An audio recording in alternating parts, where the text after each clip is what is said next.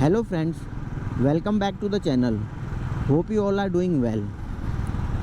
देखो, मैंने मेरी पिछली वीडियो में डिस्कस किया था ज्ञानवापी मस्जिद और काशी विश्वनाथ मंदिर के डिस्प्यूट के बारे में और जो ASI सर्वे की रिपोर्ट आई है उसके बारे में। उसी के ऊपर देखो, अभी वाराणसी के डिस्ट्रिक्ट कोर्ट ने जो हिंदू श्रद्धालु हैं उनको परमिशन दे दी है कि वो ज्ञानवापी मस्जिद के बेसमेंट में अपनी पूजा अर्चना कर सकते हैं। तो ये एक बहुत अच्छी खबर है। उसके साथ साथ उन्होंने वहाँ के जो DM हैं उनको भी निर्देश दिए हैं कि आप 7 दिन के अंदर अंदर ये सारी व्यवस्था सुनिश्चित कीजिए। अब एक छोटा सा बस मैं बता दूं आपको कि ये किस बेसिस पे उन्होंने ये डिसीजन दिया। तो देखो, जो ASI ने अपनी जो रिपोर्ट सबमिट की है ना, उसमें उन्होंने अपनी फाइंडिंग्स के बेसिस पे ये कंक्लूड किया है कि वहाँ पे पहले मंदिर था, काशी विश्वनाथ मंदिर था, जिसको डिमोलिश करके ये मस्जिद बनाई गई है। तो उसी के बेसिस पे कोर्ट ने अपना ये डिसीज़न दिया है। चलिए, ये तो बात हो गई कोर्ट के ऑर्डर की। आज की इस वीडियो में हम डिस्कस करेंगे वैभव और वज्र प्रोग्राम के बारे में। देखो, हम सब जानते हैं कि सालों से हमारा इंडिया ब्रेन ड्रेन की प्रॉब्लम से जूझ रहा है, जिससे कि हमारे देश के कई अच्छे टैलेंटेड लोग, स्किल वाले लोग बाहर की कंट्रीज़ में जाके काम कर रहे हैं, सर्विस दे रहे हैं, जिसकी अपनी वजह भी है। क्योंकि देखो, बाहर की कंट्रीज़ में जब जाते हैं तो एक तो, या फिर बाहर की कंपनी में जब काम करते हैं तो एक तो बहुत अच्छा पैसा मिलता है, बहुत ज़्यादा पैसा मिलता है। दूसरा, वहाँ की वर्क लाइफ अच्छी है। तीसरा कि लिविंग स्टैंडर्ड अच्छा है। और भी बहुत सारे कारण हैं। तो इन सब की वजह से हमारे देश के टैलेंटेड लोग बाहर चले जा रहे हैं, जो कि एक हमारे देश के लिए दिक्कत वाली बात भी है। जैसे आप एग्जांपल ले लो, सुंदर पिचाई हैं गूगल के CEO, वैसे नील मोहन है YouTube के CEO। ये सब इंडियन ओरिजिन ही तो हैं, बट ये अब बाहर काम कर रहे हैं, वहाँ की कंपनीज़ में अपनी सर्विस दे रहे हैं। जिसकी वजह से क्या हो रहा है, जैसे उनका मान लो टैलेंट अगर वो इंडिया में होते है ना, तो उनका टैलेंट इंडिया में यूटिलाइज होता, तो यहाँ की चीज़ें डेवलप करने में, ग्रो करने में हेल्प होती।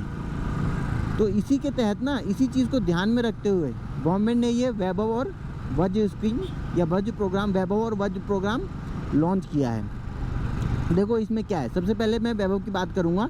तो सबसे पहले वैभव का फुल फॉर्म जान लेते हैं। वैभव है वैश्विक भारतीय वैज्ञानिक। तो देखो, जो भी रिसर्चर्स और साइंटिस्ट जो इंडियन ओरिजिन के हैं या किसी भी तरह से इंडिया से लिंक रखते हैं, उनको गवर्नमेंट ने क्या बोला है, उनको गवर्नमेंट ने प्रपोज़ किया है कि आप 3 साल तक इंडिया में आइए। 1 साल में आप मैक्सिमम 3 महीने रह सकते हैं, और इस ड्यूरेशन में आपका जो भी एक्सपेंस होगा, आना जाना, रहना, खाना, किसी रिसर्च में अगर आप इन्वॉल्व होते हो उसके लिए कुछ अगर फंडिंग लगती है, या कुछ भी जो भी एक्सपेंसेस आपके बिहाफ पे होंगे, वो सारा गवर्नमेंट बियर करेगी। और गवर्नमेंट इनसे क्या चाहती है, गवर्नमेंट ये चाहती है कि आप जब हमारे कंट्री में या फिर आप जब इंडिया आओ, तो आप हमारे जो साइंटिस्ट हैं उनके साथ कोलैबोरेट करो, उनके साथ मिलके कोई प्रोजेक्ट स्टार्ट करो। या फिर जो हमारे रिसर्च इंस्टीट्यूट के स्टूडेंट्स हैं, जैसे IISc और IIT, इन सब के स्टूडेंट के साथ आप सेशन करो, है ना, उनको मेंटर करो, उनको गाइड करो, ताकि उनको फ्यूचर में कैसे वर्क करना है या फिर कैसे आगे प्रोसीड करना है, एक गाइडेंस मिल जाएगी, तो उनके लिए बेनिफिशियल रहेगा। ये तो गवर्नमेंट की एक्सपेक्टेशंस हैं। अब देखो, इससे हमें क्या फ़ायदा होगा। जैसे मान लो, देखो, अगर वो हमारे कंट्री के रिसर्च इंस्टीट्यूट से या फिर हमारे कंट्री के स्टूडेंट से, है ना, जो कि ग्रेजुएट कर रहे हैं, इन सब से अगर आके इंटरेक्ट करेंगे या उनको मेंटर करेंगे, तो उनको एक तो रोड मैप मिल जाएगा कि आगे कैसे प्रोसीड करना है ना, एक गाइडेंस मिल जाएगी जो कि उनके लिए बेनिफिशियल होगी। दूसरा, जैसे मान लो वो हमारे साइंटिस्ट के साथ कोलैबोरेट करते हैं या फिर हमारे साइंटिस्ट के साथ मिलके कुछ काम करते हैं, कुछ डिस्कशन करते हैं, तो इससे क्या होगा, एक नॉलेज ट्रांसफ़र भी तो होगा। मान लो उनको कोई नॉलेज है, अगर वो आके हमारे यहाँ पे हमारे साइंटिस्ट के साथ डिस्कशन करेंगे तो वो नॉलेज पास ऑन भी तो करेंगे। तो वो अगर नॉलेज पास ऑन करेंगे तो हमारा जाहिर सी बात है फ़ायदा है। तीसरा, जैसे मान लो हमारे साइंटिस्ट किसी चीज़ पे रिसर्च कर रहे हैं, है ना, और उस रिसर्च में जैसे ये साइंटिस्ट जो बाहर से आए हैं, क्या पता इन्होंने जिस भी कंट्री में या फिर जिस भी ऑर्गेनाइजेशन के साथ ये लोग काम करते, क्या पता उन्होंने पहले से कर रखा हो, या क्या पता उन्होंने ज़्यादा प्रोग्रेस कर ली हो रिसर्च में, तो वो आके जब अपने इनपुट्स देंगे, है ना, तो उससे भी हमारे साइंटिस्ट को फ़ायदा होगा। दूसरा, वर्क कल्चर का एक्सचेंज होगा। मान लो कोई हमारे साइंटिस्ट जैसे मान लो किसी एक तरह से किसी भी चीज़ को अप्रोच करते हैं या भी कोई एक प्रोसेस फॉलो कर रहे हैं, बट जैसे जो बाहर से जो इंडियन ओरिजिन के जो साइंटिस्ट आए हैं, है ना, वो वहाँ पे कुछ और प्रोसेस फॉलो करते हैं जो कि हमारे प्रोसेस से बेटर है या फिर हमारे लिए बेनिफिशियल है या फिर हमको फ्यूचर में हेल्प कर सकता है किसी भी वे में।